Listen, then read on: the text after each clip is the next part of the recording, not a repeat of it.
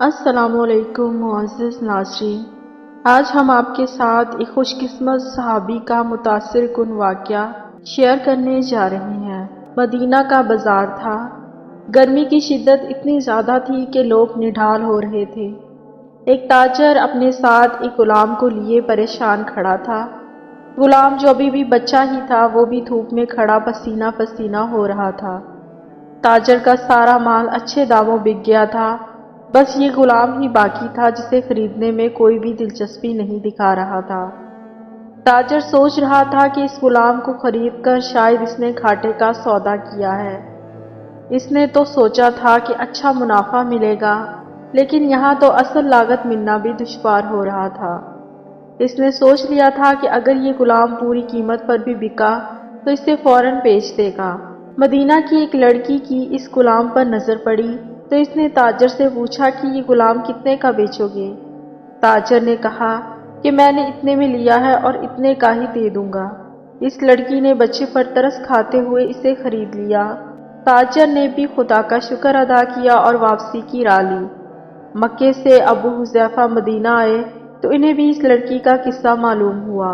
لڑکی کی رحم دلی سے متاثر ہو کر انہوں نے اس کے لیے نکاح کا پیغام بھیجا، جو قبول کر لیا گیا۔ یوں واپسی پر وہ لڑکی، جس کا نام ثبیتہ بنت یار تھا، ان کی بیوی بن کر ان کے ہمراہ تھی، اور وہ غلام بھی مالکن کے ساتھ مکہ پہنچ گیا۔ ابو حذیفہ مکہ آ کر اپنے پرانے دوست عثمان ابن عفان سے ملے تو انہیں کچھ بدلا ہوا پایا اور ان کے رویے میں سرد مہری محسوس کی۔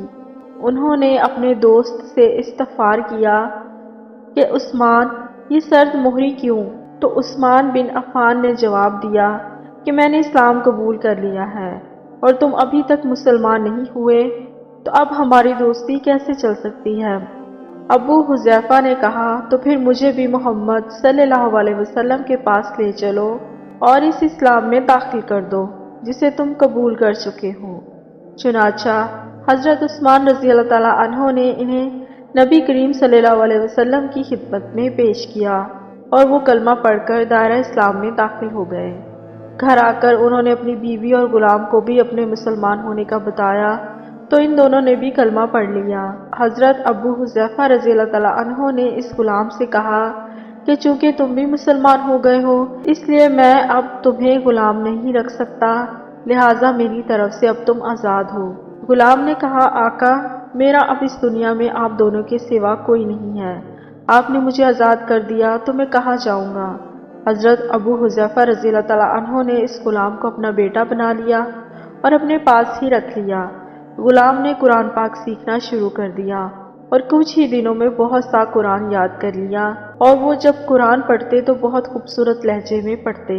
ہجرت کے وقت نبی کریم صلی اللہ علیہ وسلم سے پہلے جن صحابہ نے مدینے کی طرف ہجرت کی، ان میں حضرت عمر رضی اللہ تعالیٰ عنہ کے ساتھ حضرت ابو حذیفہ رضی اللہ تعالیٰ عنہ اور ان کا یہ پالک بیٹا بھی تھا۔ مدینہ پہنچ کر جب نماز کے لیے امام مقرر کرنے کا وقت آیا تو اس غلام کی خوبصورت تلاوت اور سب سے زیادہ قرآن حفظ ہونے کی وجہ سے انہیں امام چن لیا گیا، اور ان کی امامت میں حضرت عمر رضی اللہ تعالیٰ عنہ جیسے جلیل القدر صحابی بھی نماز ادا کرتے تھے۔ مدینے کے یہودیوں نے جب انہیں امامت کرواتے دیکھا تو حیران ہو گئے کہ یہ وہی غلام ہے جسے کوئی بھی خریدنے کو تیار نہیں تھا۔ آج دیکھو کتنی عزت ملی ہے کہ مسلمانوں کا امام بنا ہوا ہے۔